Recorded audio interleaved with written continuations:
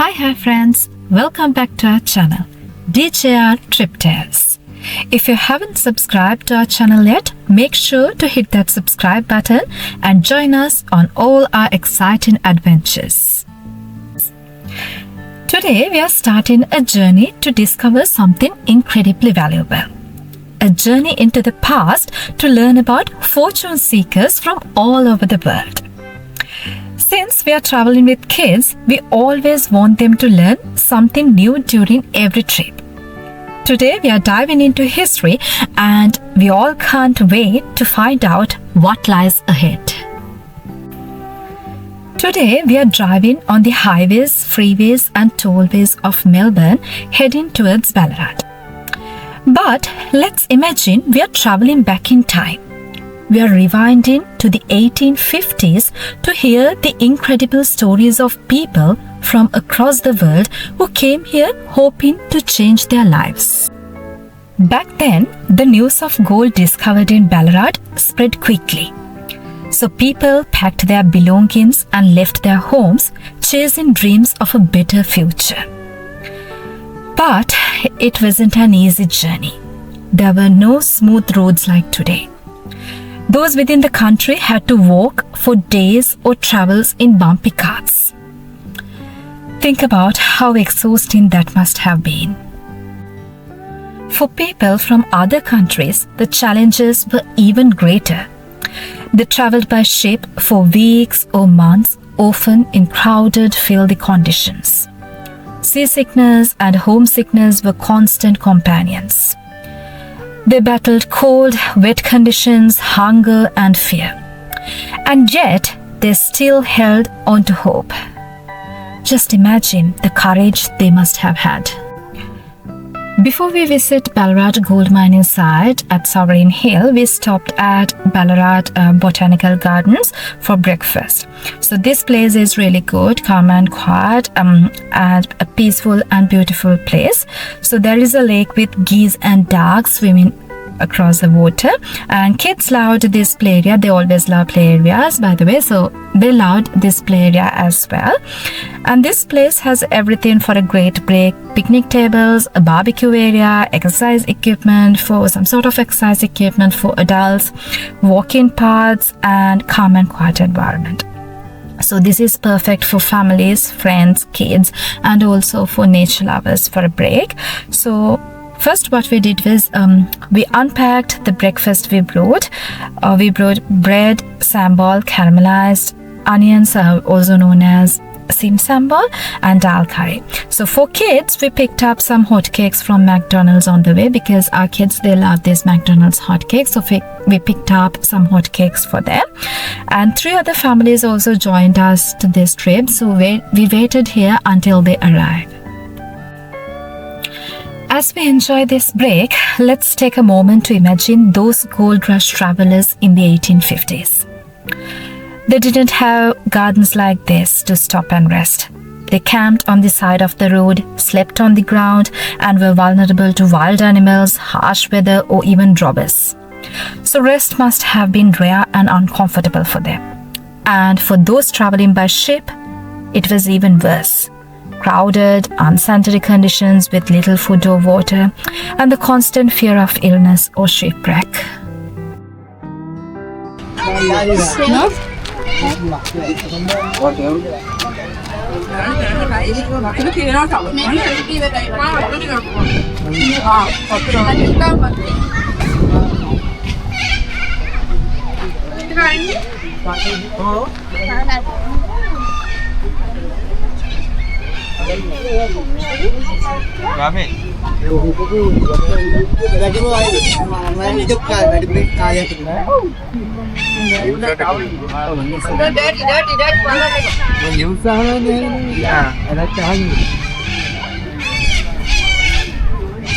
Bilang tayo dahil hamaरे पे हरे पे ही जिस पता नहीं हुआ लेते पे हमारे सीधी से दाल oh lantai कितने oh itu You know that what the second Oh, like Liam dancing in a little star. What? Should we go on a walking break? That means all I leave.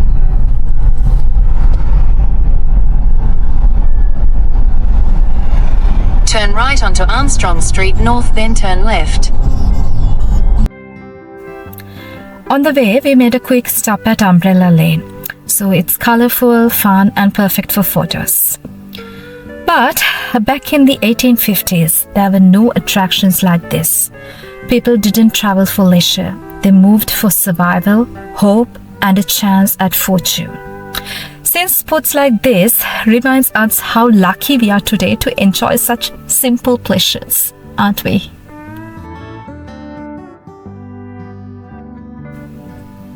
Finally, we arrived at Sovereign Hill. The first thing we noticed was the long queue for tickets, as you can see. So we checked online and tickets costs about $47 for adults and $32 for children. Buying a ticket is so simple now. Once you get one, you can step into the history and explore this incredible site. But let's think back to the 1850s. There were no ticket counters or visitor maps. People arrived here unsure of what to expect. Ballarat then wasn't the organized tourist spot it is today. Instead, it was a kind of a puzzled hub of tents, mud, and noise. Imagine the miners' feelings when they arrived. Excitement. Yes, excitement for sure. But also fear and anxiety. What if they found nothing? What if they couldn't protect the gold they found? It wasn't a safe or easy place. Trusting strangers was hard. But at the same time, cooperation was often necessary for survival. The people who arrived in Ballarat didn't have today's convenience like Google Maps or pre-booked accommodation. Every step was filled with uncertainty. Okay, now we purchased our tickets. Let's step into Sovereign Hill and see what life was really like for those gold miners. Let's listen to this story. Diggings tour, 11:30 diggings tour just about to begin. What's the digging tour? Looks like it's us, folks. Alright, so good morning, folks. My name is Sean. I shall be your tour guide this morning. What we're going to do is we're going to go for a nice gentle amble just down the hill here, give you a bit of history about the place, and hopefully get you guys thinking about just how dangerous it is to try and find your fortune here.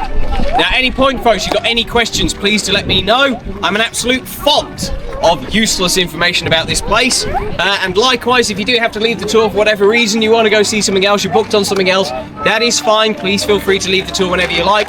I really won't take offence. I will, however, just point you out to some mates of mine and we'll do you in down a dark alley later on. Sound fair?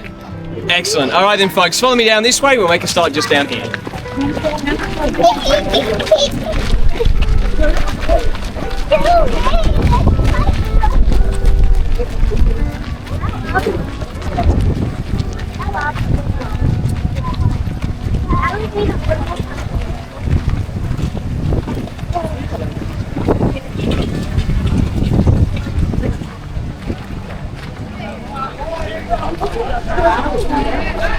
Alright, gather around, folks. Plenty of space down here, plenty of space down here as well. Got everyone? Excellent. Alright then, folks, so welcome to Ballarat. Ballarat, known as the golden jewel of the Victorian goldfields.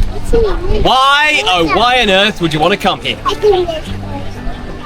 Gold! That's why everybody wants to come here, isn't it? Find gold, make your fortune, become rich beyond your wildest dreams. But do you realise you've come to one of the most dangerous places in Australia? If not the most dangerous place, because everything here, and I mean everything, is trying to kill you. But we'll start at the start. We're here to find gold, aren't we? So what we're going to need, one of these. This is our mine shaft. What we're looking for around here is what we call deep lead gold. Now a deep lead is a creek bed, much like this one here, that's been covered over for thousands of years. What we're going to do is we're going to dig down to that creek bed, dig along it, and if we're lucky, we're going to find gold. Now if you're really lucky, you're going to find more gold than you can possibly imagine. Because some of the biggest gold nuggets the world has ever seen have been found right here in Ballarat. So for example, the Welcome Nugget. Yay big. Second largest gold nugget ever found anywhere in the world, and that was found just over there, a place called Bakery Hill. A bit closer to home, the Canadian Nugget. Yay big. 4th largest gold nugget ever found in the world. That was found a stone's throw at the bottom of that hill over there. So you find one of these deep lead mines, you become rich beyond your wildest dreams. But first, we've got to build it. What's this made out of? Wood. It's pretty simple, isn't it? The only problem with that is, during the height of the gold rush, there was not a single tree around here for 30 miles.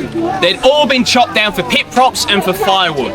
So if we just turn up here with just the clothes on our backs, no money in our pockets, we're not going to be able to afford our timber supports. That means if we start trying to dig our mine shaft without those timber supports, well, we're going to find the sides of our shaft, they're going to start to bow out, and eventually it's going to collapse in on top of us. We've basically just dug our own grave. So the mine shafts themselves are very, very dangerous. But let's say we've got our bit of money and we can afford our timber supports, so we can start digging down. Now round here, the deep leads, they're about 60 to 80 feet straight down. That's 60 to 80 feet worth of dirt that we've got to get through before we get to the gold. What are we going to do with all that dirt?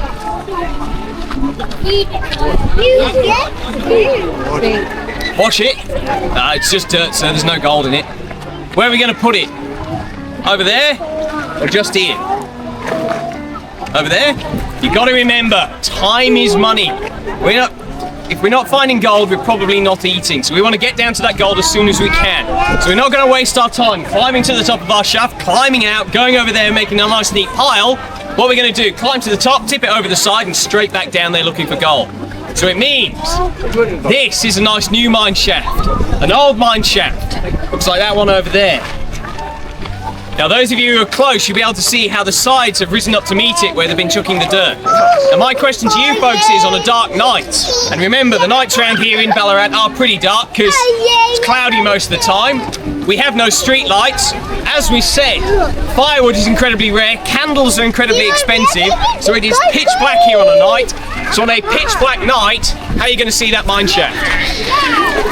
The answer is you're not.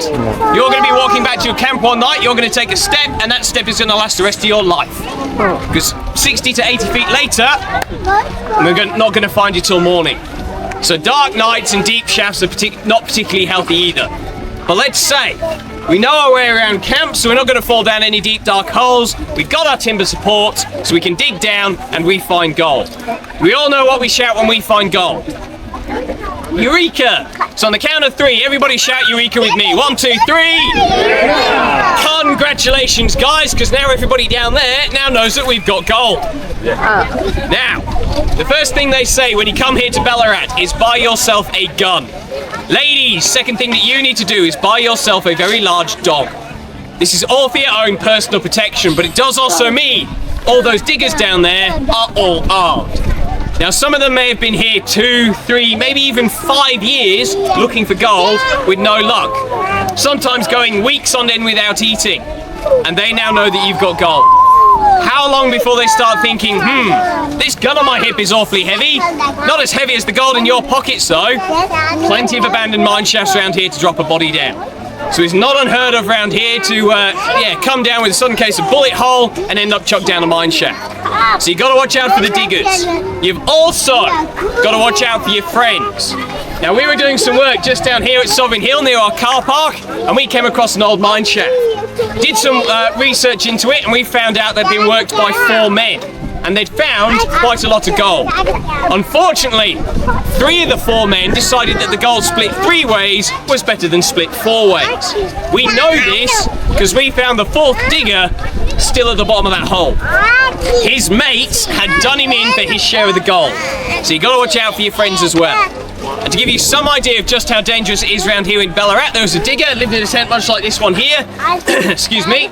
He did what you folks did, found a big lump of gold and went, Eureka! Look what I found! And then he ran straight up Main Street to the gold office to try and sell it. But by the time he got there, the gold office was closed. So he had to come back, spend the night in his tent, and he hid his big gold nugget underneath his pillow for the night and went to bed. Now in the middle of the night, he woke up to find a hand coming up underneath the bottom of his tent, feeling around for the gold. Now fortunately for him, he had his machete on hand. The other bloke didn't have his hand for much longer. Apparently he took that hand and he hung it from the cross piece of the tent, just above your head there guys, as a warning to everybody else not to mess with it. So it gives you some idea of just how rough and just how dangerous it is down here. So, we've all found gold. You lot have foolishly told everyone we've found gold, so we're probably going to get robbed or murdered. Who are we going to go see to stop ourselves from being robbed or murdered? Police! Let me tell you a tale about our police force. August 1851, gold is first discovered here in Ballarat. Now during that time we have a police force of 40 men. That is the entire police force for the colony of Victoria. Now these men are paid £22.5 a year, which is absolutely nothing. So as soon as gold is discovered, every single one of those 40 police officers hands in his notice and he comes here to try and find gold. So it means the government's got a problem, because it has all these thousands of people from all over the world turning up on their doorstep for the gold rush and no police force. So the government does what all good governments do in situations like this, and it panics. It's got to try and find itself a police force, and quickly. Now, fortunately for them, there's a group of men just to the south, over a small stretch of water, who do have some knowledge of the criminal justice system. Anyone, any idea who these men might be? No? Thank you. The criminals of Van Diemen's Land, what we call Tasmania. They've got knowledge of the criminal justice system because they've been through it. So, the government turned to these men and said, look, come and work for us, we'll give you your prison sentence, give you a uniform, and you become our town and foot police. Now, as you imagine, a lot of these men said yes, because it was better than spending the rest of their lives in the prison cell. So they came here and they became our town and foot police. Now, these men weren't given any training, so they had a tendency to slide back into their previous professions. So they weren't very good, and the government eventually realised this, and they said, we've got to come up with a way of getting the police to do their job. And they came up with this very clever idea called findable offences.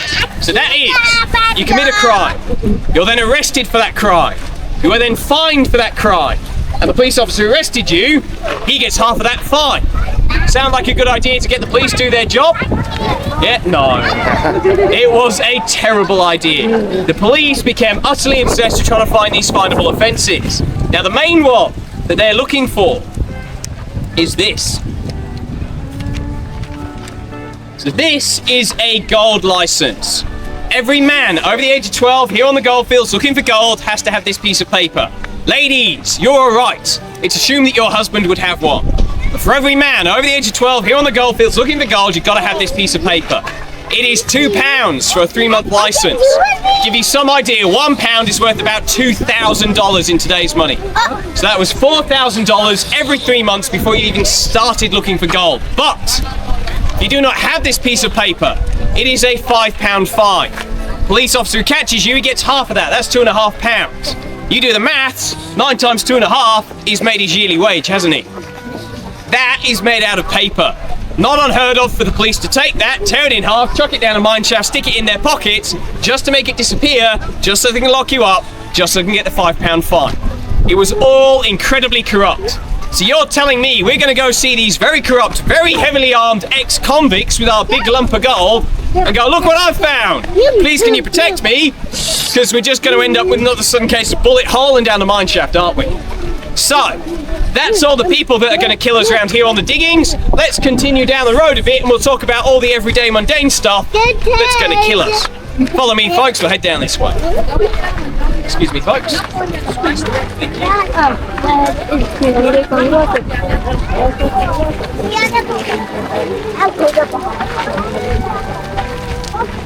Alright, follow me down this way, folks.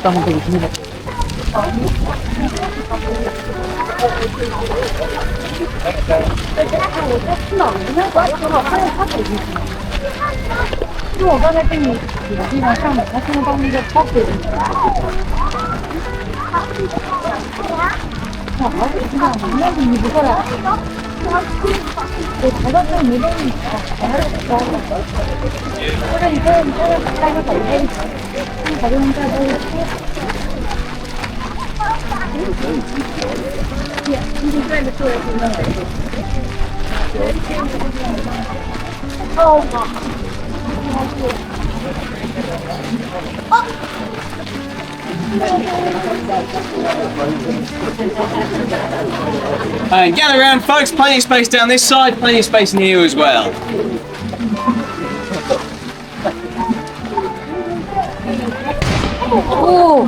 There you go, that's the police looking for licenses or people without licenses. You watch, they'll come up here in a second with a couple of guys in cuffs because they're obviously short of money and want to go to the pub. Alright, we got everyone? Excellent. Alright then, folks, so we have found gold, which means for a change that we can afford to eat, because remember, no gold, no food. But we got our gold, we can come here and see our butcher, Mr. Crees. So, what's Mr. Crees got hanging up here? Meat, what sort of meat? Not quite lamb, sir. Chicken. Sorry? Chicken. Not goat, not pig. We're on the right track with lamb. Chicken. Anybody ever heard mutton? Yes. So this is mutton. Now, it is not lamb. Lamb is the nice, young, tender, tasty stuff that you folks are used to. They're not going to waste that good stuff on us diggers here in Ballarat. So instead, that goes down to the posh folks down in Melbourne. So instead, we get the mutton. The old, new, gnarly, chewy, horrible, fatty sheep. So, what we're going to do, come here, see Mr. Crees, hand over our piece of gold, then he's going to evaluate that piece of gold and hand us a piece of meat that equates to the value of that gold. What we're then going to do is take that piece of meat and give it a good squeeze. Why do you think we're squeezing it? Not tender, not fresh, Oil to get the oil. not water or blood. Oil. What can we hear? Anybody hear that buzzing? Flies. Maggots. You give it a good squeeze and a lot of maggots fall out, you're going to hand it back and go, no, thank you, I'll have another piece, please. You give it a good squeeze and only a couple of maggots fall out, you're going to go, yes, thank you, I'll have that piece. You're always going to get maggots in your food because this is how we store it. Don't worry, it is extra protein. So, on top of the maggoty mutton we have to eat, we also have damper. Does everybody know what damper is? No. Yeah, it's a sort of flour, water, bread mix that you cook over the campfire. Not very nutritional, but it does fill you up. So that's what we've got to eat. Mutton and damper. If you want to change things up a bit, you can have damper and mutton. But that's it. No fruit, no vegetables, most importantly, no vitamins. So it does mean after a couple of months of eating a diet like that, you're going to end up with a really nasty disease called scurvy. So what happens with scurvy is your gums go soft, that makes your teeth wobble, they'll eventually fall out, and then your organs will start to shut down one by one. It is a very painful and nasty way to go. So remember, folks, always eat your fruit and veg. So, that's what we have to eat. What do we have to drink? Water. Where do we get our water from? In the creek. Where's everybody panning for gold? In the creek. Now on a Sunday we all like to have a wash. Where do we have a wash? In the creek. Now on a Sunday while we're having a wash we also like to wash our clothes. Where do we wash our clothes? In the creek. Where do we go to the toilet? Don't be disgusting. We do not go to the toilet in the creek. What we'll do instead is we'll dig a trench halfway up that hill there, go to the toilet in there. However, when it rains, that trench will quite often overflow, so it all ends up in the creek. Yeah, you're going to find more than one sort of nugget in there. So, you don't so much as drink the water around here as chew it. So you're going to end up with lots of nasty diseases, things like typhoid, dysentery, cholera, all the really, really nasty diseases that are going to kill you really, really quickly. But we found gold, haven't we? Which means that we can afford to get ourselves better. Who are we going to go see when we're feeling ill? Doctor. A doctor. Now what sort of medical qualifications does a doctor need down here on the diggings? None whatsoever. You can find yourself a bloody apron like Mr. Creese's, he's probably a really high-end doctor. So the doctors around here are just as dangerous as the diseases themselves. Some of the doctors are just plain mad. We had a doctor here in Ballarat, he'd been down the Chinese village seeing them practicing acupuncture. He went, oh, that looks alright, I reckon I can do that. Unfortunately, the only needles he could find were his wife's knitting needles. Apparently, he still managed to get them in a couple of inches, though. So, my question to you folks is, do we really want to stay in this death trap of a town that we call Ballarat?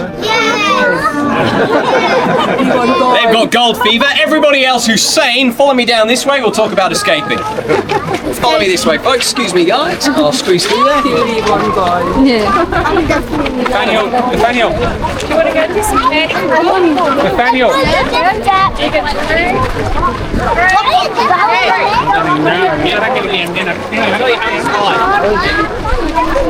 till then.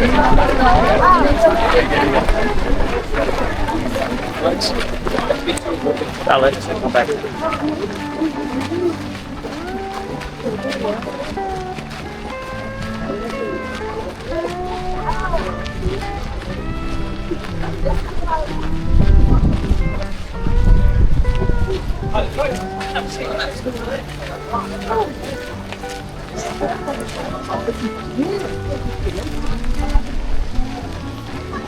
Right then folks, gather around, plenty of space on this side, the seats over here as well. Got a big group, so we'll keep on bringing everybody through.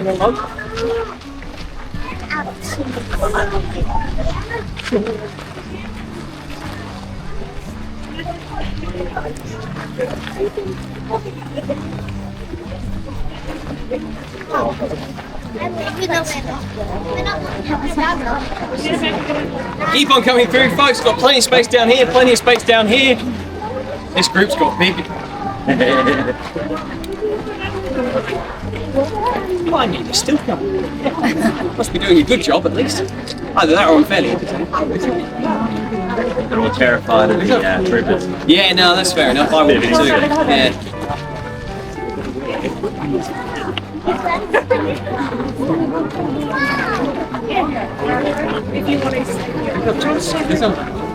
Another 5 minutes, we'll be finishing. Another 5 minutes, we'll be finishing. Alright, we got everyone. We all here. I'm not all here, but that's neither here nor there. Alright then, folks. So, we have found gold, and some of us have made the rather sensible decision to take our gold and go home. Now, home for me is back to England, but no matter where you folks are from, your journey's going to start here in Ballarat. You're going to have to go 80 miles that way to Melbourne. Now, round here, it does rain quite a lot, so it means the roads get washed out. So that 80 miles is going to be straight through the bush. So you've got to watch out for the usual things like the snakes, the spiders, the bunyips, and the emus, bizarrely. So in the 1850s, the British government is spending an awful lot of taxpayer and government money putting warnings out about emus. Watch out for the emus. Careful of the emus. They reckon a fully grown emu could put its beak through a man's chest. So watch out for the emus there, sir. Now, there was never a recorded case of an emu ever killing anyone, but the British government are petrified of them, so you've got to watch out for that. But what you really got to watch out for around here are our bush rangers. Now around here we have a really nasty gang called the Eureka Gang. 5 men, all well armed, all well equipped and all on horseback. What they will do is 3 of them will act as lookouts, 2 of them will ride down, bail you up. What they will then do is they will strip you naked.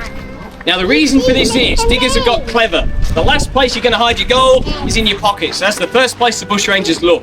So the diggers have started hiding their gold in the rims of their hats or in the seams of their clothes. Unfortunately, the Eureka Gang has cottoned onto this, which is why they strip you naked. Now if you are lucky, they will leave you naked in the middle of the bush. If you are unlucky, they will shoot you there and then. They then take your clothes back to their campfire, stick them on the campfire. As the campfire burns down, all your gold is left in the bottom of the fire. Nice, easy profit for them. So you really got to watch out for them. But let's say we've made it from Ballarat, the 80 miles that way to Melbourne, dodging the snakes, the spiders, the bunyips, the emus, and the Eureka Gang. And we make it to Melbourne. Are we safe? No. Because we're going to get on a boat and go home. Now, before we even get out of Melbourne Harbour, you've got to go past what they call the heads. Now, the heads are the cliffs that run along the bottom of Australia. There's a bit of a gap in between them. That gap there is the mouth of Melbourne Harbour. Now, on the heads, we have a really lovely group of men who are called wreckers. Now, what the wreckers will do is they'll stand on the cliffs in a dark night with a big lamp, pretend to be a lighthouse. Ships will see the light, think it's safe passage, sail towards it and straight into the cliffs. The ship will wreck itself, the cargo from that shipwreck will wash up on shore, the wreckers go from the cliff tops to the shoreline, steal the cargo, nice easy profit. Problem is, British maritime law at the time states that if anybody, including the ship's cat, survived the shipwreck, then legally the cargo of that shipwreck belongs to them. So it means the wreckers will go down to the beach armed. So if you're lucky enough to survive the shipwreck, you're one of the few people who know how to swim, you manage to make it to shore, you will find a large group of people welcoming you with open arms. They'll pull you out of the water, pat you down, shoot you and push you back out to sea again. Nobody ever survives a shipwreck that the wreckers have organised. In the year of 1853 alone, they got 4 ships. The Sea, the Sacramento, the Ontario, and the Will-o'-the-Wisp. Customs at the time reckoned they had over £1,000 worth of contraband hidden on the beaches. But nobody survived those 4 wrecks. But let's say we've made it from Ballarat down to Melbourne. We get on a boat and we get past the heads, past the wreckers. Are we safe? No. Because we're going to turn right. We're going to go down a lovely stretch of coast that you folks call the Great Ocean Road. Really is beautiful, isn't it? We have a different name for the 1850s. We call it the Shipwreck Coast. And I give you 3 guesses why. Everything there is designed to wreck your boat. The wind, the waves, the tide, the cliffs themselves, it's all designed to gather up ships, crush them against the rocks. The sheer number of shipwrecks along that stretch of coastline, too many to mention. I started reeling them off now, we'd still be here this afternoon. Suffice to say that it is a very, very dangerous stretch of coastline. But let's say we survive everything that Ballarat has to throw at us. We find gold, we make it from Ballarat, the 80 miles that way to Melbourne, dodging the snakes, the spiders, the bunyips, the emus and the Eureka gang. We make it to Melbourne, we get on a boat, we get past the heads, past the wreckers, we turn right, go all the way along the Great Ocean Road, the Shipwreck Coast, and we get out into open sea. Are we safe? No. Because we still have another 3 to 4 months worth of ship travel before we get home. Sometimes ships just disappear. Now the Royal Charter was on its maiden voyage from Liverpool in England to Melbourne. It was meant to be the fastest ship to be able to make the journey. It had 650 souls on board, 150 of which were children. It passed a ship in the South Atlantic, and that was the last they ever saw of it. They didn't even find wreckage. They presume it hit an ice pack and went down with all hands, but nobody knows. Just 650 souls all lost. You could be even more unlucky. The Guiding Star was on its return voyage from Melbourne to Liverpool. They were 60 miles from the port of Liverpool, 60 miles from safety, 60 miles from home. Gale blew up and crushed it off the cliffs of Wales. 460 souls on board, not a single one survived. So, my question to you folks is again, why, oh why on earth would you want to come here? That's the end of the tour, folks. If you've got any questions, please do let me know. If you're interested, my next tour will be at 12:15, starting just at the Chinese temple here, explaining what life was like here for the Chinese diggers. You thought it was hard for the Europeans, it gets even harder for them. Hopefully see you there, folks. If not, thank you very much. Enjoy the rest of your day here at Sovereign Hill. Thank you very much, ladies and gentlemen.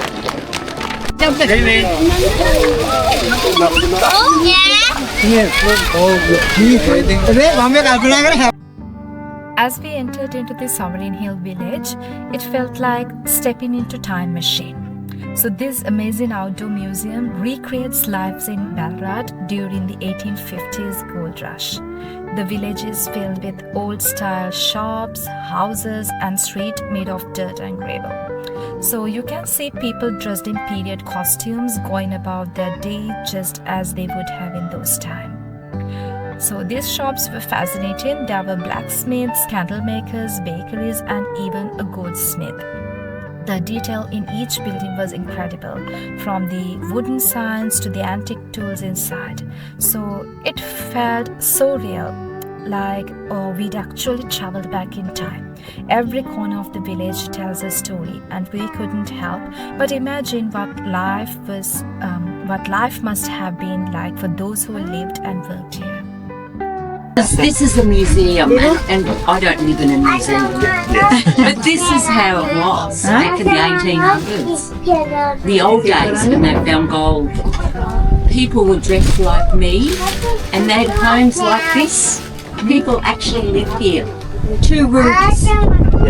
Everything they needed. Cooking on the fire. They used to cook on the fire, and they would eat. And the bedroom. And then out the back there you might see. One of the highlights for us was the candle dipping experience. So we got to choose different colors and dip our own candles layer by layer. The kids, they absolutely loved it. They were so excited to see their plain white candles slowly turned into colorful works of art. So it was such a simple but fun activity, and it made us appreciate how things were done back in those days by hand with care and patience. Answers, your candle will be cool. So, if you're making a 5-colored candle, you need to move from your most favorite to your least favorite. Hands up, anybody with a candle, if your favorite color out of blue, pink, and yellow is blue. Hands up if it's pink. Hands up if it's yellow. I think pink's a winner. One big tip into the pink. That doesn't look like it worked, did it? It still looks white. Well, pink's a bit special. We're going to put it in our cold water, count 1, 2, 3, abracadabra, and then boom, there's our color change. And then we do another big dip in our second most favorite color. Hands up for blue, hands up for yellow. Blue's the winner. Does anybody know what will happen if I mix pink and blue together? Purple's right, well done. I'll have some purple in the middle there once I cool that pink back down. See, there's your 3 colours. And then you do 2 little dips into the last colour, which in our case is yellow. Blue and yellow will make a green. And pink and yellow will make a type of fruit. Orange, that's right. And that's your 5 different colours there. If you keep going, it'll turn brown. Alright? I'll get this family. You guys can all jump on that table. In a rich place in the early days. Are you from Melbourne? Yes. Yeah? Yeah. So it all started from gold. Gold from this area.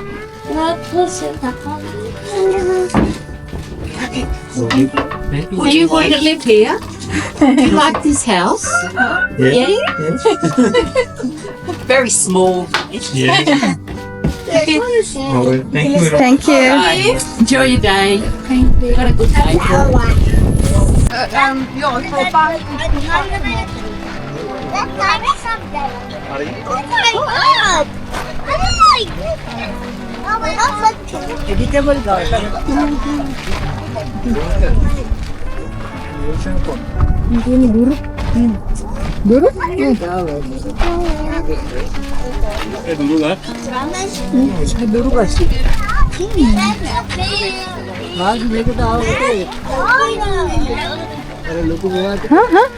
Kadang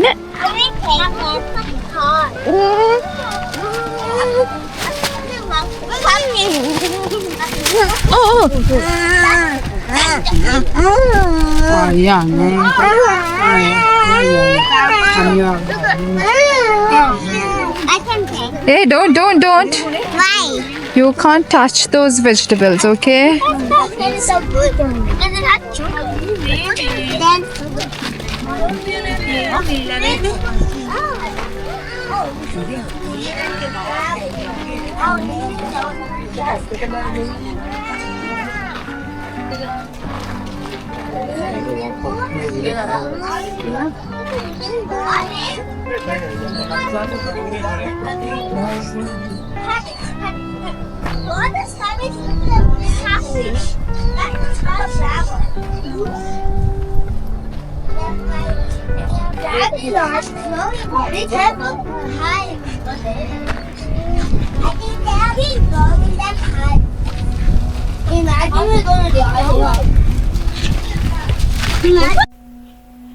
After all the exploring, the kids needed a bit of a break, so they found this play area and it was a joy to see them run around and play while we sat back and relaxed for a moment.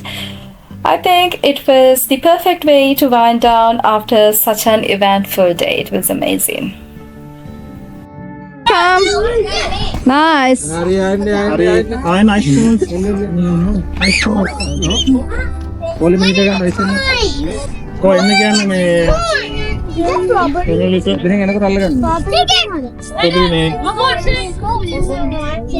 on, Chanu. I don't know if that's strawberry or not. Hasandi, come on. Nice. Come. Sanu, come. Finally, we got back into the car feeling so happy and fulfilled. Actually, Sovereign Hill was an incredible experience, educational, fun, and a real step back in time. So thank you so much for joining us on this journey. Don't forget to subscribe to our channel DJR Trip Tales and hit the like button if you enjoyed this video. We'd love to hear your thoughts, so leave a comment below and share this video with your friends. See you on the next adventure.